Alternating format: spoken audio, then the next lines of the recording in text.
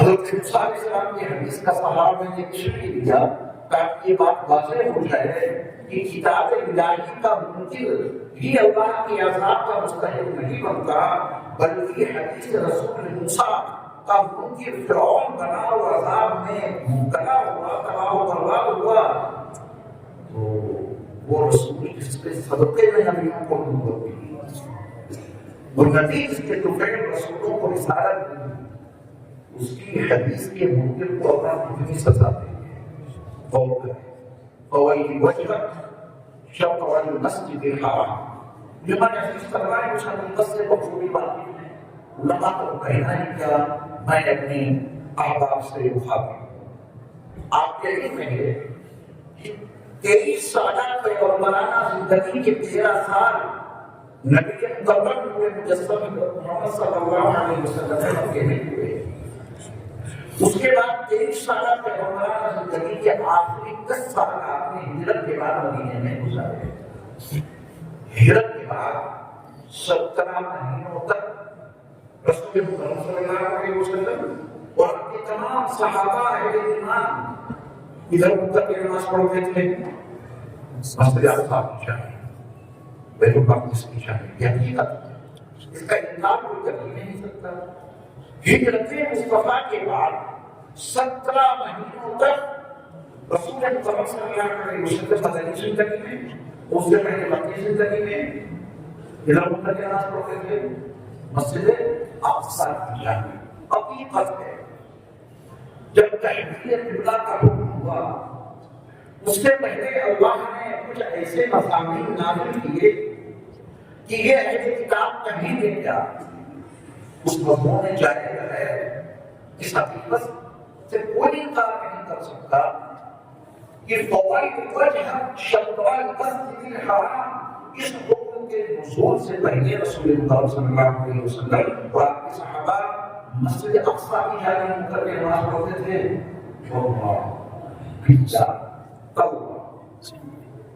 یہ حکم قرآن مجید کے کسی حصے میں مذکور نہیں لفظوں میں کہ آپ مسجد اقصی کی جانب منہ کر کے نماز پڑھیں، کہیں مذکور نہیں۔ تو پھر نبی نے ادھر منہ کر کے نماز پڑھنی کیوں شروع کر؟ قیام مکہ میں اللہ کا گھر ادا وحی کمال کے مصطفیٰ کے سامنے موجود تھا، چاروں کونے حتیم، رکن حجر اسود، رکن عراقی، رکن شامی، رکن یمانی، حتیم، میزاب رحمت، یہ بیت اللہ مکمل طور پر نبی کی نگاہوں کے سامنے موجود تھا، اور آپ ادھر ادھر کے نماز پڑھ رہے ہیں مسجد اقصی کی جانب۔ قرآن مجید کی 114 سورتیں آپ کے سامنے ہیں، اس کے تمام رکوع، اس کی تمام آیات آپ کے سامنے ہیں۔ کیا کسی ایک آیت میں یہ حکم دکھا سکتے ہیں کہ اللہ نے اپنے نبی سے کہا ہو کہ آپ مسجد اقصی کی جانب ہو کر کے نماز پڑھیں؟ قرآن میں لفظوں میں کہیں مذکور نہیں، لیکن اس حقیقت سے اللہ نے اپنے نبی کو اسی حوالے سے وہ شناس کرایا تھا جسے ہم لوگ حدیث کہتے ہیں، اسی حوالے سے اللہ نے اپنے نبی کو اس حکم کا پابند بنایا تھا کہ آپ مسجد اقصی کی جانب ہو کر کے نماز پڑھیے۔ تب میرے مصطفیٰ صلی اللہ علیہ وسلم مسجد اقصی کی جانب ہو کر کے نماز ادا کرتے رہے، مکے میں بھی اور ہجرت کے بعد مدینہ منورہ میں بھی 17 مہینوں تک یہ عمل جاری ہوا۔ پھر شاید نزول میں جائے بغیر اللہ کا یہ حکم آتا ہے فَوَلِّ وَجْهَكَ شَطْرَ الْمَسْجِدِ الْحَرَامِ، اب آپ اپنا چہرہ مسجد حرام کی جانب کر دیجیے۔ مسجد حرام کی جانب منہ کر کے نماز پڑھنے کا آرڈر صراحت کے ساتھ، نص قطعی کے ساتھ قرآن میں موجود ہے۔ یہ تو ہو گیا قرآن، اس سے پہلے میرے مصطفیٰ اس پر عمل کر رہے تھے۔ اس آیت کے نزول سے قبل آپ کے تمام صحابہ اس پر عمل کر رہے تھے، نماز میں اپنے رخ کو درست کرنے کے حوالے سے قرآن پہ عمل نہیں بلکہ وہ حدیث مصطفیٰ پہ عمل۔ مجھے نہیں معلوم کہ اپنی بات سمجھانے میں کہاں تک کامیاب ہو رہا ہوں، کیونکہ آپ کی طرف سے کوئی جواب نہیں۔ یہ باتیں سمجھ میں آ رہی ہیں؟ میں آپ سے پوچھ رہا ہوں، حدیث کی اہمیت یہ ہے۔ میں نے شروع میں عرض کیا کہ آپ ایمان کی ترتیب دیکھیں گے تو قرآن پہ ایمان لانا بعد میں ہے، حدیث پر ایمان لانا پہلے ہے۔ جو حدیث پر ایمان نہیں لائے گا وہ قرآن پر ایمان نہیں لا سکتا۔ آپ کہیں گے واقعہ ضرور ہوگا، جب 3 سالہ خفیہ دعوت کے دور کے بعد اللہ نے اپنے آخری نبی حضرت محمد صلی اللہ علیہ وسلم کو عدل اعلان دعوت دینے کا مکلف بنایا، تب رسول اللہ صلی اللہ علیہ وسلم کہاں تشریف لے گئے تھے؟ وہ صفا۔ وہاں جا کر آپ نے اعلان کیا، وہ اعلان آپ کے لیے ضرور ہوگا۔ رسول اللہ صلی اللہ علیہ وسلم نے اپنی شخصیت ان کے سامنے پیش کی، اگر میں تم سے یہ کہوں مانو گے یا نہیں مانو گے؟ قرآن مجید کی کوئی آیت کو نہیں سنائی دی، اپنی شخصیت پیش کی۔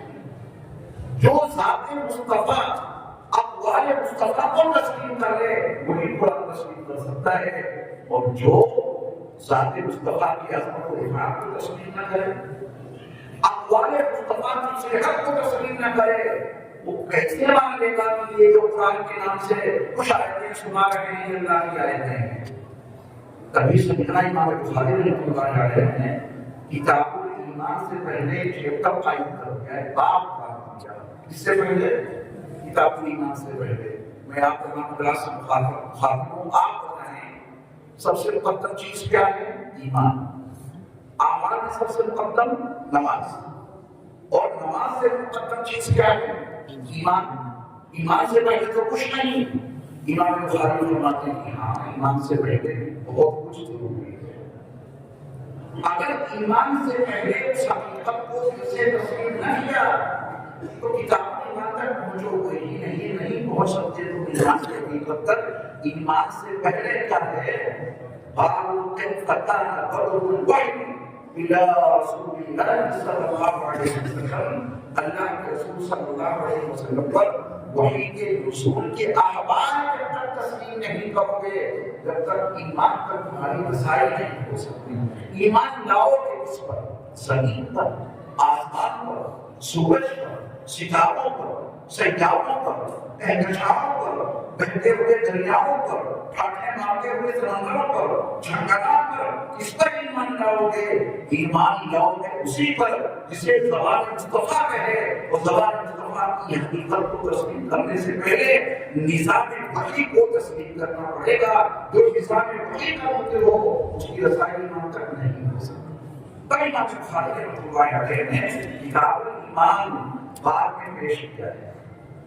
ہمارے قرآن کے لیے تو ایمان سب سے مقدم ہے۔ امام بخاری فرماتے ہیں نہیں، ایمان سے پہلے نظام وحی کو تسلیم کرنا ضروری ہے، اور نظام وحی کو تسلیم کرنا اگر میں سمیٹ کر ایک جملے میں بیان کروں تو وہ یہ ہے شخصیت مصطفیٰ اقوال مصطفیٰ کو دل سے تسلیم کرنا، جس کے بغیر کوئی ایمان کا رسائی نہیں ہو سکتا۔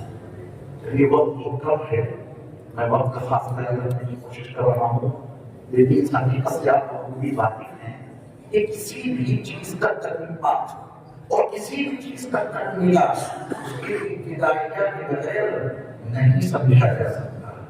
کسی بھی چیز کا تجربہ اور کسی بھی چیز کا تکمیلہ کب سمجھ میں آئے گا؟ جب اس کا ابتدائیہ علم میں رہے۔ ابتدائیہ میں امام بخاری رحمۃ اللہ علیہ نے جو باب قائم کیا ہے اس میں 60 حدیثیں ذکر کی ہیں۔ اتنی حدیثیں آپ یاد رکھیے تاکہ کچھ نہ کچھ بخاری کے درس میں آسان لفظوں میں آپ کی شرکت ہو جائے۔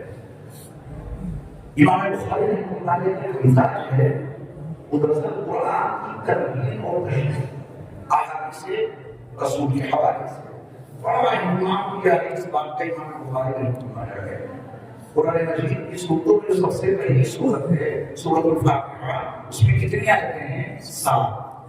امام بخاری رحمۃ اللہ علیہ کی عظمت و سلام، انہوں نے جو پہلا باب قائم کیا جو سورۃ الفاتحہ کے متوازی، سورۃ الفاتحہ کے بالمقابل فضیلت کے تحت ہیں، اس میں حدیثیں کتنی ذکر کی؟ 7، تاکہ سورۃ الفاتحہ سے کچھ مناسبت ہو جائے۔ سورۃ الفاتحہ قرآن مجید کی پہلی سورت ہے جس میں 7 آیتیں ہیں، بخاری کا جو سب سے پہلا باب ہے اس میں امام بخاری رحمۃ اللہ علیہ نے کتنی حدیثیں ذکر فرمائی؟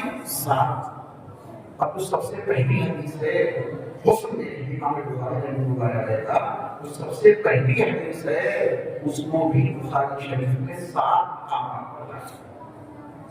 پہلی حدیث کتنے مقامات پر ہے؟ 7 مقامات۔ اب ذرا اگلی بات تو سے سنیں گے طلبا، صلاحیت کو یہی یاد رکھیے گا، صحیح بخاری میں پہلی حدیث 7 مقامات پر ہے، 6 مقامات پر امام بخاری نے یہ حدیث مکمل ذکر ہے۔ اور جو سب سے پہلی حدیث بخاری کی وہ ناقص ہے، مکمل نہیں۔ کیا امام بخاری رحمۃ اللہ علیہ کی حدیث یاد نہیں تھی کیا؟ باب کیف کان بدء الوحی الی رسول اللہ صلی اللہ علیہ وسلم، یہ بات قائم کر کے امام بخاری رحمہ اللہ جو پہلی حدیث ذکر کی ہے وہ پہلی حدیث نہیں، کبھی اس میں سے 2 جملے کیوں آئے ہیں؟ فہجرتہ الی اللہ ورسولہ، فہجرتہ الی اللہ ورسولہ، یہ پہلی حدیث سے کیوں آئے ہیں؟ فمن كانت هجرته الى الله ورسوله فهجرته الى الله ورسوله، یہ جملہ پہلی حدیث میں کیوں نہیں ہے؟ باقی 6 مقامات کو ہے، یہ نہیں کہہ سکتے کو یہ حدیث اس وقت یاد نہیں تھی جب لکھ رہے تھے پہلی حدیث۔ آپ بتائیں پہلی حدیث میں جملہ ہے فمن كانت هجرته الى الله ورسوله فهجرته الى الله ورسوله، یہ کیوں ہے؟ اگر آپ نے اس کو سمجھ لیا تو ترجمہ کے بعد میں آپ کو سمجھ جائے گا 6 مقامات امام بخاری رحمہ نے یہ حدیث پوری ذکر کی ہے، اور پہلی حدیث سے یہ جملہ قائم ہے، یہ جملہ کیوں قائم ہے؟ تو میں نے ایسا کیا کہ کسی بھی چیز کا ترجمہ اور تفصیلات سمجھنے کے لیے اس کا ابتدائیہ جاننا ضروری ہے۔ عام طور پہ اس حقیقت کا اظہار کیا جاتا ہے، اس حقیقت سے انکار ناممکن ہے کہ پہلی حدیث میں اخلاص نیت کا درس ہے، لیکن امام بخاری رحمۃ اللہ علیہ وہ آگے چل کر اخلاص نیت کا ایک مستقل باب قائم کیا اور اس کے تحت اسی حدیث کو ذکر کیا۔ اگر اخلاص نیت کے حوالے سے اس حدیث کو سمجھنا ہے، امام بخاری کو پورا چیک کر پڑے گا، اسے اخلاص نیت کے حوالے سے خدا نے قائم کیا اور اس کے تحت میں آپ نے حدیث ذکر کی ہے۔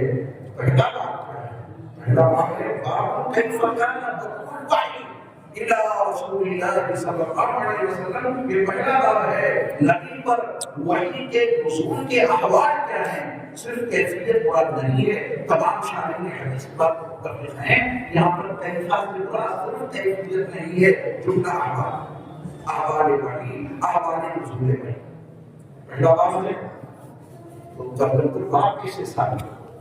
امام بخاری نے پہلا باب اخلاص نیت کے لیے نہیں قائم کیا ہے، پہلا باب قائم کیا ہے نزول وحی کے احوال بیان کرنے کے لیے، اور نزول وحی کے احوال اس پہلی حدیث سے انما الاعمال بالنیات کے حوالے سے نزول وحی کے احوال کیسے ثابت ہوں؟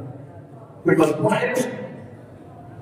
نزول وحی کے احوال کا کوئی مضمون اگر پہلی حدیث میں آپ کو مل جائے تو آپ کہہ سکتے ہیں دیکھیے یہ حصہ باب سے متعلق ہے، اس سے ترجمہ باب ثابت ہو جائے گا، اس سے نزول وحی کی کیفیت، اس سے نزول وحی کے احوال معلوم ہو جائیں گے۔ حدیث کا یہ حصہ ہے ترجمہ باب کے حوالے سے دکھا سکتے ہیں آپ، جو تصادی ہے آپ کی بات چیزیں وہ اگر آپ کھولیں گے تو اس حدیث میں تو آپ کو کوئی ایسا لفظ نہیں ملے گا جس سے آپ ترجمہ باب ثابت کر سکیں۔ نزول وحی کی کیفیت، نزول وحی کی حالت بتا سکتے ہیں، ہے کوئی ایسا لفظ بس اس کو یہ اس کے بعد ترجمے میں آ جائے گی۔ میرا سوال ہے اسی کے جواب میں ترجمہ کو باب کو شکر ہے، آپ بتائیں رسول اللہ صلی اللہ علیہ وسلم پر اولین وحی کا نزول مکہ المکرمہ شہر میں ہوا، لا اقسم بهذا البلد وانت حل بهذا البلد، لفظ البلد اس مقام کے لیے مستعمل ہوا ہے قرآن میں، اس کی حدود میں ہوتے ہوئے پہلی وحی نازل ہوئی۔ اولین وحی کا نزول رسول اللہ صلی اللہ علیہ وسلم کے گھر میں ہوا، اس گھر میں جہاں زینب پیدا ہوئی، اس گھر میں جہاں رقیہ پیدا ہوئی، اس گھر میں جہاں ام کلثوم پیدا ہوئی، اس گھر میں جہاں فاطمہ الزہرا پیدا ہوئی، ہم خدیجہ کا گھر تھا، کیا اس گھر میں پہلی وحی نازل ہوئی؟ نہیں۔ خود مکہ المکرمہ شہر کی حج میں پہلی وحی نازل نہیں ہوئی۔ رسول اللہ صلی اللہ علیہ وسلم کا مبارک گھر تھا جس میں آپ قیام پذیر رہتے تھے، اس میں بھی پہلی وحی نازل نہیں ہوئی۔ اولی وحی کا نزول کہاں ہوا؟ شہر مکہ سے تقریباً 3 میل کے فاصلے پر واقع جبل نور کی آخری چوٹی پر بنے ہوئے غار حرا میں اولی وحی کا نزول ہوا۔ اس حقیقت سے اتفاق ہے نا، تو کہنا پڑے گا کہ پہلی وحی البلد الامین کی حدود میں نازل نہیں ہوئی، پہلی وحی رسول مکرم صلی اللہ علیہ وسلم کے دولت قلعے میں نازل نہیں ہوئی، پہلی وحی شہر مکہ میں نازل نہیں ہوئی، پہلی وحی کہاں نازل ہوئی؟ جبل نور کی آخری چوٹی پر بنے ہوئے غار حرا میں۔ حقیقت ہے اب دیکھیں آپ بات آسان لفظوں میں، رسول اللہ صلی اللہ علیہ وسلم نے اپنا گھر چھوڑا اور اللہ کے رسول علیہ السلام نے اپنا گھر چھوڑا، شہر مکہ چھوڑا اور اپنے گھر سے ہجرت کی، شہر مکہ سے ہجرت کی اور کہاں تشریف لے جاتے تھے؟ جبل نور کی آخری چوٹی پر بنے ہوئے غار حرا میں۔ یہ ہجرت مصطفیٰ ہے، یعنی اولین وحی کا نزول ہجرت مصطفیٰ کی حالت میں ہوا۔ اولین وحی کا نزول ہجرت مصطفیٰ کی حالت میں ہوا۔ اولین وحی نازل ہوئی جب رسول مکرم صلی اللہ علیہ وسلم اپنے گھر در اور اپنے شہر سے ہجرت کر کے جبل نور کی آخری چوٹی پر بنے ہوئے غار حرا میں موجود تھے۔ حالت ہجرت میں کیونکہ وہی پہلی وحی نازل ہوئی، تب امام بخاری رحمۃ اللہ علیہ نے جو پہلا باب قائم کیا، باب کیف کان بدء الوحی الی رسول اللہ صلی اللہ علیہ وسلم، تو اس میں وہ حدیث ذکر فرما دی جس میں ہجرت کا تذکرہ، اس میں ہجرت کے تذکرے کے حوالے سے پہلی وحی کے نزول کی حالت معلوم ہوئی کہ وہ حالت قیام مکہ میں نہیں نازل ہوئی بلکہ حالت ہجرت میں نازل ہوئی۔ فہجرتہ الی اللہ ورسولہ، یہ جملہ امام بخاری نے اسی وجہ سے حذف کر دیا۔ میں پوری حدیث یاد نہ ہوتی تو دیگر 6 مقامات میں یہ پوری حدیث آپ کیوں کرتے؟ یہاں پر فہجرتہ الی اللہ ورسولہ کا ذکر کرنا تحصیل حاصل تھا، کیونکہ ہجرت کرنے والا کوئی دنیا کا عام انسان نہیں تھا، مکہ چھوڑنے والے محمد رسول اللہ، اپنا گھر چھوڑنے والے محمد رسول اللہ ہیں، تو رسول کی ہجرت رسول کی طرف کیسے ہو سکتی تھی؟ تب امام بخاری رحمہ نے یہ جملہ کی حذف کر دیا، فہجرتہ الی اللہ ورسولہ، رسول کی طرف ہجرت کر کے کیسے جا سکتا ہے؟ تو امام بخاری نے پہلی حدیث سے یہ جملہ حذف کر دیا، یاد ان کو پوری تھی۔ اب آپ کی سمجھ میں یہ بات ضرور آ گئی ہوگی کہ اس حدیث سے ترجمہ بات کیسے ثابت ہوا، ورنہ میں احساس کے موضوع پر گفتگو کروں، اسلام کی دین پر گفتگو کروں، اس حدیث سے ثابت ہے۔ آگے امام بخاری نے اس کا مستقل ایک باب قائم کیا ہے۔ امام بخاری اس پہلی حدیث کو احساس دین کا مضمون سمجھانے کے لیے نہیں لائے، بیان کرنے ہیں اس کی پوری ہے۔ امام بخاری اس پہلی حدیث کو اس پہلے باب کے تحت میں کیوں لائے؟ تاکہ اس حدیث انما الاعمال بالنیات والی حدیث کے ذریعہ آپ کو نزول وحی کی حالت معلوم ہو جائے، اور نزول وحی کی حالت اولین وحی کے نزول کی حالت کیا ہے؟ حالت ہجرت۔ اور اللہ ہمارے تمام کا سلام کرتے، یہ بھی وحی کی امانت کو لینے کے لیے ہجرت کر کے آئے۔ آپ سب نے اپنا گھر چھوڑا، اپنا شہر چھوڑا، ہجرت کر کے، بڑی ہجرت نہیں، چھوٹی صحیح، لیکن ہجرت کے مضمون کا انکار نہیں کر سکتے۔ آپ جب اپنا گھر چھوڑ کے اللہ کی امانت کو لینے کے لیے آئے، رسول اللہ صلی اللہ علیہ وسلم کی امانت کو لینے کے لیے آئے۔ مجھے ہدایت دی گئی تھی کہ 10 بجے وہاں پر آپ 10:08 ہو گئے ہیں، تھوڑی سی گفتگو آخری اس پر بھی کرتے ہیں، اس کے بعد دعا ہو جائے انشاءاللہ۔ ورنہ یہ مضمون نقاش کے ہے، اس کے اور مزید حقائق آپ کے سامنے اجاگر کیے گئے ہیں، لیکن ضروری بھی وہ زیادہ طویل کلام کیا جائے۔ سیدنا امام بخاری رحمۃ اللہ علیہ نے سب سے آخری باب آیا، سب سے آخری باب، وہ پہلا باب میں نے عرض کیا آپ کے سامنے باب کے حوالے سے حدیث پہ وہ زیادہ گفتگو کرنے کا موقع نہیں، کا ضرورت نہیں۔ آخری باب